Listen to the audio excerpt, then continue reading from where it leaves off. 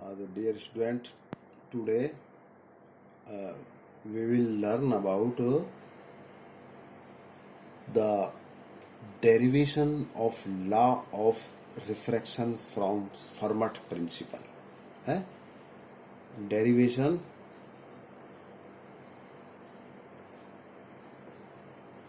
of law of refraction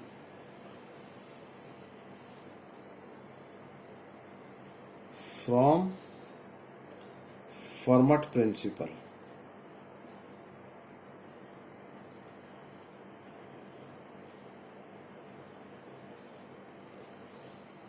तो हिंदी में कहें हम फर्मट के नियम से अपवर्तन के नियम की स्थापना। फर्मट नियम से अपवर्तन नियम की स्थापना। फर्मट नियम से अपवर्तन नियम निकालना है हमको। तो अपवर्तन नियम तो आप जानते हैं, स्नेल्स लॉ है।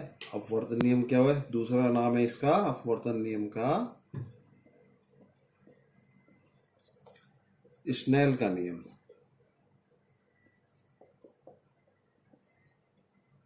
अपवर्तन नियम का दूसरा नाम क्या है? स्नेल का नियम। और छोटी क्लास में आपने अपवर्तन का स्नेल का नियम पढ़ा है, म्यू बराबर sine I upon sine R. ये आपने पढ़ा होगा। आई आर मतलब आप समझते हैं, मैं और बताएंगे। तो ये हमको करना है। आज हमारा उद्देश्य है कि फर्मट नियम का एप्लीकेशन करके हम अपवर्तन नियम या स्नेल के नियम का डिडक्शन डेरिवेशन करेंगे, डिड्यूस करेंगे उसको। डी बराबर sine I upon sine R. तो सबसे पहली बात, थोड़ा मैं ब्रीफ आइडिया आपको अपवर्तन का दे देता हूँ। रिफ्रैक्शन वैसे तो आप जानता हूँ, पढ़ा होगा छोटी क्लास में। तो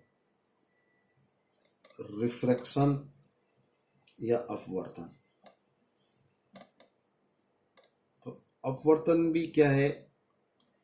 तरंग का एक रिफ्रैक्शन या अपवर्तन एक तरंग की प्रॉपर्टी है। तरंग की बहुत सी प्रॉपर्टी होती हैं, जैसे परावर्तन, ऐसे अपवर्तन, और भी एडवांस में विवर्तन, व्यतिकरण, ये सब तरंग की प्रॉपर्टी है। तो ऐसी एक तरंग की प्रॉपर्टी है अपवर्तन। अपवर्तन में बेसिकली क्या होता है कि लाइट के प्रोपगेशन से या संचरण से नियम है। जब लाइट या तरंग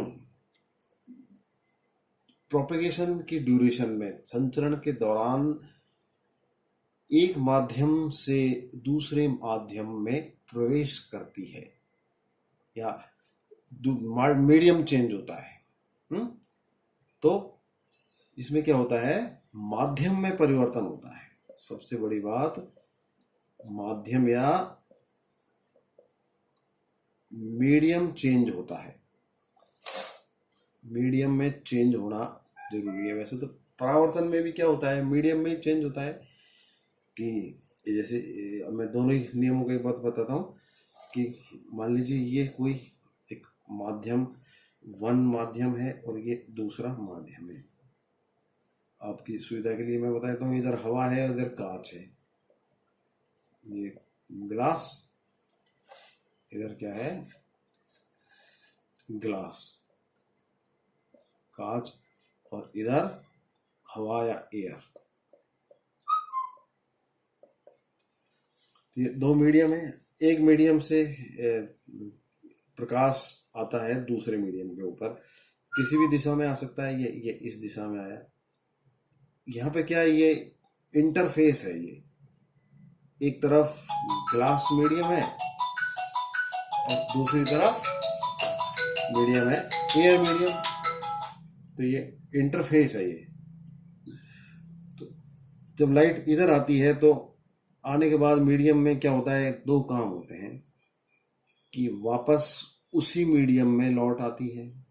समझिए आप, वापस उसी मीडियम में रिटर्न, इंसिडेंट और ये रिफ्लेक्शन। और दूसरा काम ये होता है कि इस मीडियम, इस जो लाइट की एनर्जी आ रही है, आप यूं समझिए, ये 100% वापस नहीं लौटती, कुछ इसकी एनर्जी दूसरे मीडियम में एंटर कर जाती है। तो एंटर करके फिर ये बची हुई एनर्जी दूसरे मीडियम में जाती है। तो यहां से जो इंसिडेंट रे थी वो दो रेज में बट गई, एक रिफ्लेक्टेड या परावर्तित किरण, दूसरा अपवर्तित किरण। तो एक तो कौन सी घटना हुई, परावर्तन हुई जो सेम मीडियम में हुआ, रिफ्रैक्शन हुई जो वो दूसरे मीडियम में गई, रिफ्रैक्शन या रिफ्लेक्टेड वेव। तो इसे हम कहेंगे रिफ्लेक्टेड वेव। कौन सी, रिफ्लेक्टेड, और ये हुई रिफ्रैक्टेड।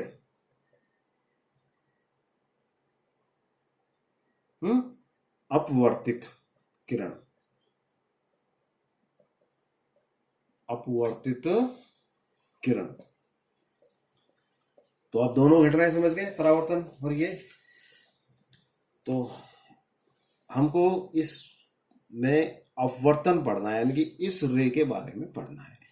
तो फिगर को मैं पूरा करूं कि ये मान लीजिए ये इस इंटरफेस पे, इस पॉइंट पे परपेंडिकुलर है। पढ़ा है आपने। इंसिडेंट रे, आपतित, ये कौन सी हुई, इंसिडेंट। ये कौन सी किरण हुई, इंसिडेंट। ये नॉर्मल से जो कोण बनाया, ये इंसिडेंट एंगल। हमने इंसिडेंट रिफ्लेक्शन का नियम पढ़ा है। ये जो रिफ्लेक्शन पे जो आती है, जितना इंसिडेंट एंगल होता है उतना ही ये रिफ्लेक्टेड एंगल होता है, आई के बराबर मान लीजिए रिफ्लेक्टेड। तो आपतन कोण बराबर परावर्तन कोण, ये रिफ्लेक्शन का नियम है।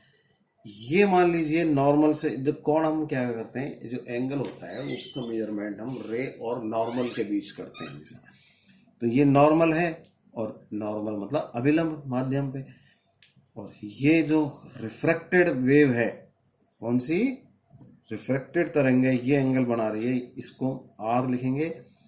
तो यहां पर क्या हम कह सकते हैं, एंगल आई का मान क्या होगा, इंसिडेंट एंगल। कौन सा एंगल, इंसिडेंट या आपतन कोण, इंसिडेंट एंगल या आपतन कोण। और एंगल आर क्या हुआ, देखिए यहां पर रिफ्रैक्टेड एंगल। कौन सा angle, refracted, REFR, refracted angle या अपवर्तन कोण। कौन सा कोण, अपवर्तन कोण। तो अपवर्तन में क्या होता है, लाइट एक मीडियम से आती है और दूसरे मीडियम में एंटर कर जाती है, घुस जाती है। अगर एंटर नहीं करती है तो इसका मतलब पूरी की पूरी किरण जो लाइट है वो वापस पहले मीडियम में रहती है। तो वो ऑब्जेक्ट कहलाते हैं पूर्ण परावर्तक या परफेक्ट रिफ्लेक्टर, पूर्ण परावर्तक या परफेक्ट रिफ्लेक्टर। और मान लीजिए कोई एंगल बिल्कुल अभिलंब की दिशा में आती है, तो मोस्टली अभिलंब की दिशा से आने वाली किरणें होती हैं वो रिफ्लेक्ट नहीं होती और सारी की सारी अंदर आ जाती हैं। तो उसको हम कहते हैं टोटली रिफ्रैक्शन हुआ है। तो जो रिफ्रैक्शन या इसका नियम है, जो स्नेल का नियम है। अब हम देखिए, ये मीडियम है ना, मीडियम में इसका एक गुण होता है मीडियम का, उसे कहते हैं अपवर्तनांक। देखिए छोटी क्लास में आपने पढ़ा होगा, एक गुण होता है क्या, अपवर्तनांक या रिफ्रैक्टिव इंडेक्स। क्या चीज, अपवर्तनांक या रिफ्रैक्टिव इंडेक्स, रिफ्रैक्टिव इंडेक्स। और इसे हम रिप्रेजेंट करते हैं म्यू से। तो ये अपवर्तनांक है या जो रिफ्रैक्टिव इंडेक्स है, ये माध्यम या मीडियम की प्रॉपर्टी होती है। तो हम ऐसा कहें जैसे मीडियम बदल गया तो उसका रिफ्रैक्टिव इंडेक्स बदल गया, या समझे एयर है उसका रिफ्रैक्टिव इंडेक्स 1, ऑलमोस्ट 1 होता है।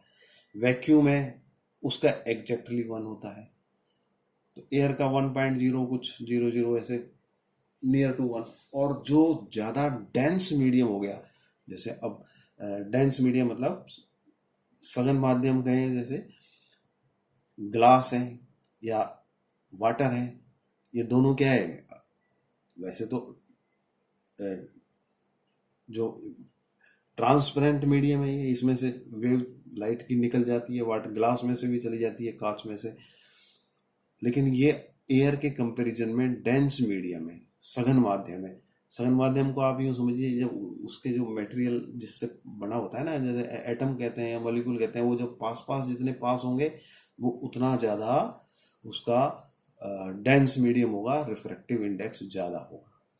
तो यहाँ पर अपवर्तन का नियम देखिए, ये मैथमेटिकल फॉर्म है, म्यू बराबर ये वाला। लेकिन इसमें साथ में ये भी है कि अपवर्तन में मीडियम 1 कौन सा है, 2 कौन सा है। अगर ये 1 नंबर का मीडियम है, जो ये 1 नंबर का मीडियम रेयर मीडियम है, रेयर मतलब जैसे एयर, RARE, रेयर मीडियम विरल माध्यम है, और ये सघन माध्यम या डेंस मीडियम है। कौन सा? डेंस मीडियम है, ग्लास है या एयर जो है, ग्लास है या वाटर जैसा। तो जो रिफ्रैक्टेड रे होगी वो क्या होगी, दूसरे मीडियम में जब एंटर करेगी तो वो जो नॉर्मल है या अभिलंब है उसकी तरफ झुक जाएगी, इधर आ जाएगी ये सीधी। अगर ये मीडियम नहीं होता तो ये कहाँ जाती, सीधी जाती। लेकिन अब क्या होगा, ये मीडियम की तरफ झुक जाएगी है। तो अब ये अपने जो मीडियम है वो अपनी जो ओरिजिनल पाथ है ना, रास्ता है, उससे डेविएट होके और नॉर्मल की तरफ आ जाएगी। और अगर उल्टा हुआ, उल्टा मतलब रेयर मीडियम से आ रही है और वापस लौट के जा रही है मतलब डेंसर मीडियम का, रेयर मीडियम से नहीं होकर के, देखिए जैसे, एक मिनट में बताता हूँ।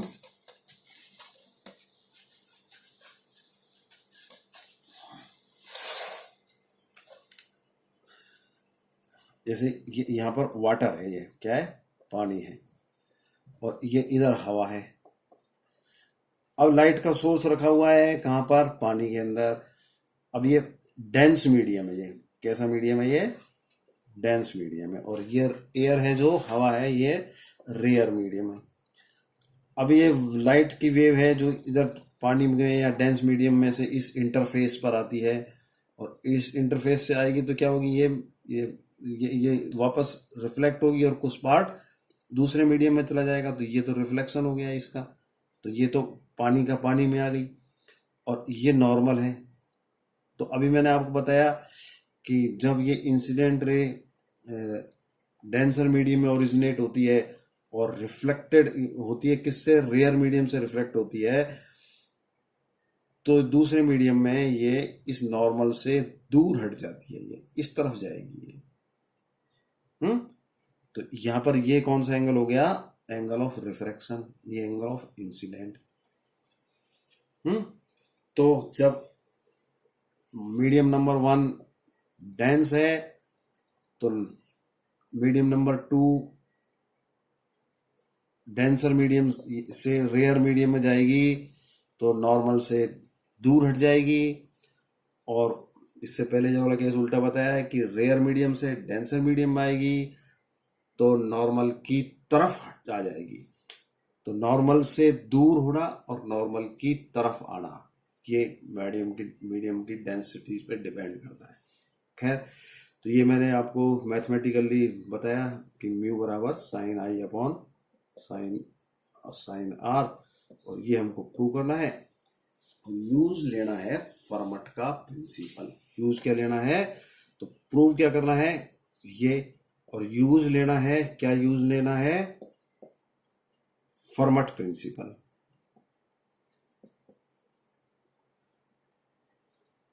तो अब मैं क्या करता हूं, आपको एक एक्सपेरिमेंटल अरेंजमेंट बनाता हूं, है, एक एक्सपेरिमेंट अरेंजमेंट बनाते हैं और फिर हम उसमें फर्मट प्रिंसिपल क्या है वो तो आप जानते हैं, और फिर उसको यूज लेंगे। क्या हो रहा है देखिए, आप अब इस फिगर को समझिए। सिंपल वही फिगर है, ये मान लीजिए ये एक इंटरफेस है। ये इसके इधर की तरफ रिफ्रैक्टिव इंडेक्स म्यू2 माध्यम रखा हुआ है, और यहाँ पर रिफ्रैक्टिव इंडेक्स म्यू1। जैसे यहाँ पर एयर है, यहाँ पर कांच है, ये मान लीजिए कांच ग्लास, म्यू1 म्यू2 दो मीडियम हो गए।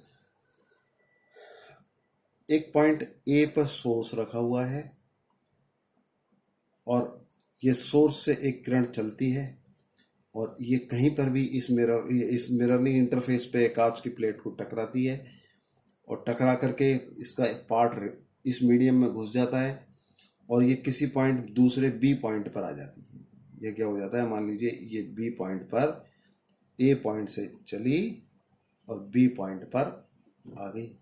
तो मोस्ट प्रोबेबल वे कैसा होगा, एक रास्ता हम ऐसा मान सकते हैं कि ये इस बिंदु से मान लीजिए इंसिडेंट होती है, यहाँ पर आप इंसिडेंट होती है, तो ये इंसिडेंट रहे और ये इधर इंसिडेंट हुई ए से, तो ये आपतित किरण, और ये मैं मान लेता हूँ रिफ्रैक्शन हुआ इसका इस तरफ, और ये नॉर्मल है। तो ये देखिए ये थोड़ा सा नॉर्मल की तरफ आ गई है। ये जो एंगल है ये इंसिडेंट एंगल है आई, और ये रिफ्रैक्टेड एंगल है आर। अगर ये मीडियम नहीं होता तो ये रे जाती सीधी अपने इसी रास्ते से, यू जाती सीधी, अगर ये नहीं होता। लेकिन ये डेविएट हो गई है, तो असल में जो डेविएशन ही है ना, वो रिफ्रैक्शन है। तो हम इसको डेविएशन वाली की इसकी जरूरत नहीं है हमको अभी। तो अब हम देखिए ये यहाँ से ये मान लीजिए ओ पॉइंट पे टकराती है, अब ए से ओ तक जाती है और ओ से बी तक जाती है। एक पार्ट इसका इधर रिफ्लेक्ट भी होता है हमको, लेकिन रिफ्लेक्ट उसका कंसेप्ट हमको लेना ही नहीं है। तो अब देखिए ये पॉइंट ए से बी तक आती है और ये टकराती यहाँ पर है। तो अब ये हम ये मानते हैं कि इस लाइट की मर्जी है, ये कहीं पे भी टकराती है, हमें कोई इससे मतलब नहीं, लेकिन हम ये बी पर आती है, फाइनली कहाँ पर आती है, बी तक आती है। और मैं और अर्जुमेंट इसका मान लेता हूँ, ये इंटरफेस से इस बिंदु ए की परपेंडिकुलर डिस्टेंस है, ये मैं मान लेता हूँ ए मान लेता हूँ, और इस बी बिंदु से इस इंटरफेस की परपेंडिकुलर डिस्टेंस है स्मॉल बी। और ए और बी दो दो पॉइंट है ना, इन दोनों के बीच जो डिस्टेंस है ये यहाँ से और ये यहाँ तक, ये मान लेता हूँ मैं कैपिटल डी नहीं स्मॉल डी। अब ये मैं मान लेता हूँ कि ये ए से बी तक जो आती है ये यहाँ से यहाँ पर किसी भी बिंदु से टकरा के आती है, और हमने एक पॉइंट सेलेक्ट कर लिया है ओ। अगर ये पॉइंट यहाँ होता तो ये यहाँ से टकरा करके जाती, यहाँ होता तो यहाँ से टकरा के जाती।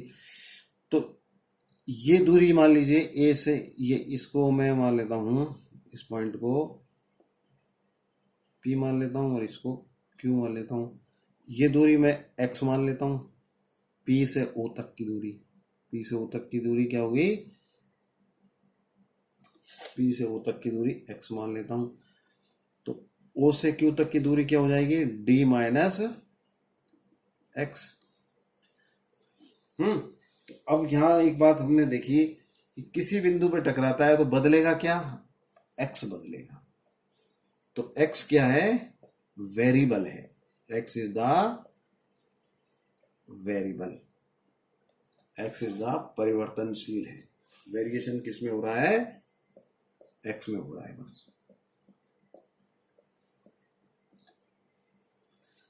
तो अब हम आ जाते हैं फर्मट प्रिंसिपल पे। किस पे आ जाते हैं, फर्मट प्रिंसिपल से। तो फर्मट प्रिंसिपल तो क्या कहता है कि पी से क्यू के बीच में जो किरण आती है या टकरा करके आती है, तो हर बार जो रास्ता है वो कांस्टेंट होगा, है। पाथ क्या होगा, पाथ डिस्टेंस या पाथ की जो दूरी है या लगा समय है वो क्या होगा, फर्मट प्रिंसिपल के हिसाब से कांस्टेंट होगा। क्या होगा, पाथ की दूरी कांस्टेंट होगी। तो अब हम क्या करेंगे, पाथ की दूरी निकाल लें और उसको कांस्टेंट है, इसका मतलब उसका अवकलन है वो शून्य होगा। ये होगा ना, कांस्टेंट का अवकलन शून्य होगा। तो हम दूरी निकालें, हम तो तय की गई दूरी निकालें। तय की गई दूरी को, डिस्टेंस, ट्रेवल्ड डिस्टेंस, कहां से कहां तक, ए से ओ तक और ओ से बी तक। तो ये हो गई ए ओ प्लस ओ बी। लेकिन अब एक बात है, ये तो ज्योमेट्रिकल डिस्टेंस बताई है मैंने फिगर के हिसाब से, A O plus O B. Light इधर म्यू वन मीडियम में तय करती है डिस्टेंस, यहां पर लाइट म्यू टू मीडियम में तय करती है, दोनों का रिफ्रैक्टिव इंडेक्स। तो ज्योमेट्रिकल डिस्टेंस तो ए ओ है, तो ऑप्टिकल डिस्टेंस कितनी हो जाएगी, म्यू टाइम्स हो जाती है, आपने पढ़ा होगा। तो ऑप्टिकल डिस्टेंस हम कैलकुलेट करेंगे। तो तय की गई दूरी कौन सी होगी, ऑप्टिकल होनी चाहिए। कैसी होनी चाहिए, ऑप्टिकल, नॉट ज्योमेट्रिकल। तो म्यू वन मीडियम में तो कितनी दूरी तय करता है, ये ए ओ दूरी तय करता है, और म्यू टू मीडियम में ओ बी दूरी तय करता है। तो ये डिस्टेंस हम मान लेते हैं एल मान लेते हैं। अब ये कांस्टेंट होनी चाहिए। फर्मट प्रिंसिपल कहता है लाइट कोई से भी रास्ते से जाए तो ये होगी कांस्टेंट। क्या होगी, कांस्टेंट। तो फर्मट प्रिंसिपल क्या कहता है, पाथ या दूरी एल बराबर कांस्टेंट, एक्स पर निर्भर नहीं करती। एल एक्स पर डिपेंड नहीं करती, नो डिपेंडेंसी है। तो इसका मतलब D L upon D x बराबर 0, D L upon D x. तो हम क्या करते हैं, एल की वैल्यू अब ज्योमेट्री से निकाल लेते हैं। एल बराबर म्यू वन और ए ओ, चित्र की सहायता से ए ओ और ओ भी निकालें। तो हम देखिए ए ओ किसके बराबर है, आ जाएंगे दोबारा चित्र पे। ये ओ, ए ओ विकर्ण है। ए ओ क्या है, विकर्ण है। ए ओ हाइपोटेनियस, और ये किसके बराबर हो गया, under root A square plus X square. Hypotenuse मतलब विकर्ण। इस सर्किल में, कौन से सर्किल में, एपीओ सर्किल में। सर्किल कौन, सर्किल नहीं, ट्रायंगल। ट्रायंगल कौन सा, एपीओ। ऐसे ही दूसरी डिस्टेंस ओ बी, ये भी हाइपोटेनियस है, विकर्ण के बराबर होगा। और ये किसके बराबर होगा, ये ओ बी, ये विकर्ण है। ये डिस्टेंस कितनी हुई, देखिए पूरी डिस्टेंस एक्स डी है, यहां से यहां तक की एक्स है। तो बची हुई डिस्टेंस कितनी हुई, यहां से यहां तक की डी माइनस एक्स के बराबर हुई है। डिस्टेंस कितनी हुई, डी माइनस एक्स के बराबर हुई। ओ बी, ये वाली ओ बी किसके बराबर हुई, डी माइनस, ओ बी नहीं, ये ओ क्यू, ओ क्यू हुई डी माइनस एक्स। तो ये कितना हो जाएगा, ये इस ट्राइंगल से B square plus D minus X का square, B square plus D minus X का स्क्वायर। तो ये चीज हम यहां रख लेते हैं। तो ये म्यू वन और ए ओ को मैं लिख देता हूं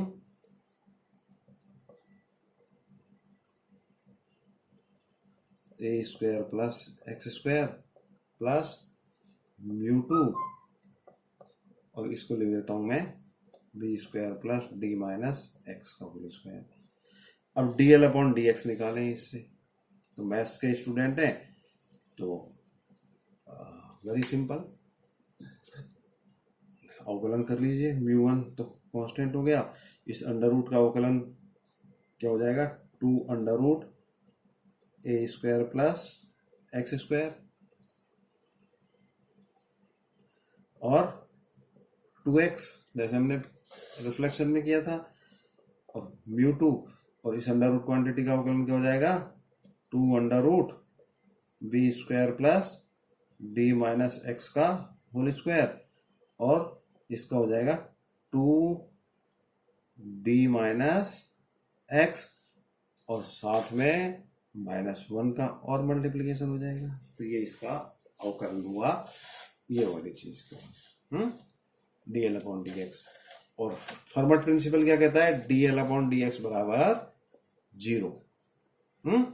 ये है फर्मट प्रिंसिपल, ये समझ लीजिए आप, फर्मट प्रिंसिपल है ये। तो भाई अब इसको बराबर 0 कर दिया हमने, इसको क्या किसके बराबर 0 कर दिया। अब इसको मैथमेटिकली आप थोड़ा सा इजी कर लीजिए। तो अब मैं ये फिगर वगैरह हटा देता हूं और इसको मैथमेटिकली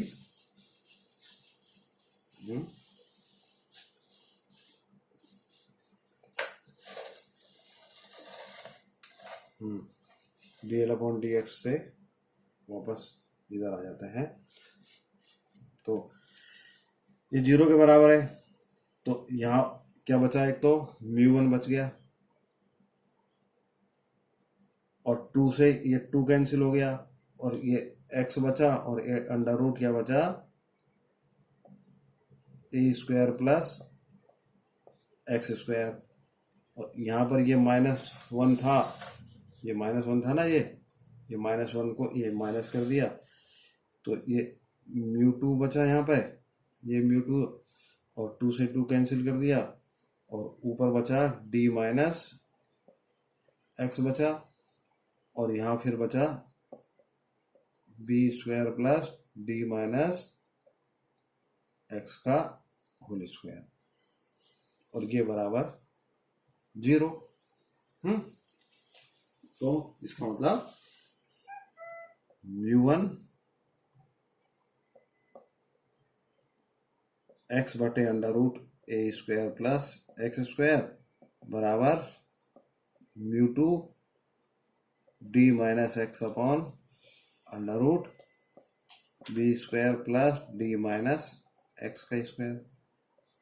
हाँ भाई, अब ये जो ये चीज है, ये और ये चीज है, इस फिगर को हमने हटा दिया था एक बार, फिर चलो मैं फिगर फिर बता देता हूँ। ये यहाँ से ये नॉर्मल, और ये फिगर यहाँ पे ऐसा ही फिगर था ना, ये ए था, और ये ओ था, ये पी था, और ये क्यू था। वही फिगर को ड्रा कर रहा हूँ मैं, कोई नया फिगर नहीं है। ये ए डिस्टेंस है, ये बी डिस्टेंस है। तो यहाँ देखिए आप, एक्स अपॉन अंडर रूट ये डिस्टेंस एक्स, और ये डिस्टेंस डी माइनस एक्स। ये एंगल इंसिडेंट एंगल आई, तो ये इसका अल्टरनेट एंगल आई हो गया, और ये रिफ्रैक्शन एंगल आई आर, तो ये इसका रिफ्रैक्शन एंगल आर हो गया। अब ट्राइंगल जो वो है ए पी ओ में, कौन से में, ये ए पी ओ में साइन आई बराबर, ये एंगल है ना, साइन आई बराबर ये लंब अपॉन ये कर्ण। तो लंब तो क्या हो गया, एक्स हो गया, और कर्ण कितना हो गया, ए स्क्वायर एक्स स्क्वायर का अंडर रूट हो गया, ए स्क्वायर प्लस एक्स स्क्वायर का अंडर रूट हो गया। ऐसे ही इधर ट्राइंगल ओ क्यू बी में, ओ क्यू बी में ये साइन आर बराबर क्या हो गया, साइन आर बराबर लंब बटे कर्ण, मतलब परपेंडिकुलर अपॉन हाइपोटेनियस। तो ये परपेंडिकुलर तो क्या हो गया, ये एंगल ये है ना, तो परपेंडिकुलर तो हो गया डी माइनस एक्स, ये डिस्टेंस, तो D minus X upon under root hypotenuse क्या हो गया, ये डी माइनस एक्स का whole square plus B square, तो ये हो गया B square plus D minus X का होल स्क्वायर, ये वाली चीज। तो ये तो हो गया साइन आई, और ये हो गया साइन आर। तो हम इसको क्या लिख सकते हैं, देखिए हम इसको लिख सकते हैं, इस चीज को लिख सकते हैं μ1 sine I equal to μ2 sine R, या sine I upon sine R बराबर μ2 अपॉन μ1, यानी कि ये स्नेल का नियम है। ये μ2 क्या है, सेकंड मीडियम का रिफ्रैक्टिव इंडेक्स, और μ1 है फर्स्ट मीडियम का रिफ्रैक्टिव इंडेक्स है। तो ये स्नेल का नियम है। अगर फर्स्ट जो मीडियम है μ1 का मान एयर मान लें, क्या माना, पहला माध्यम मीडियम है जो एयर मान लें, क्या मान लें, तो ये 1 के बराबर लिख देंगे। और μ2 को मान लो मैं म्यू के बराबर लिखूं, तो ये sine I upon sine R बराबर म्यू हो गया। ये म्यू बराबर sine I upon sine R. ये स्नेल का नियम हमने प्रूव कर दिया। मतलब फर्मट प्रिंसिपल से, हम फर्मट प्रिंसिपल का हेल्प लेते हुए हमने क्या किया कि रिफ्रैक्शन का लॉ या स्नेल का नियम प्रूव किया है, डिड्यूस किया है, एस्टेब्लिश किया है। तो आज इतना ही। Thank you.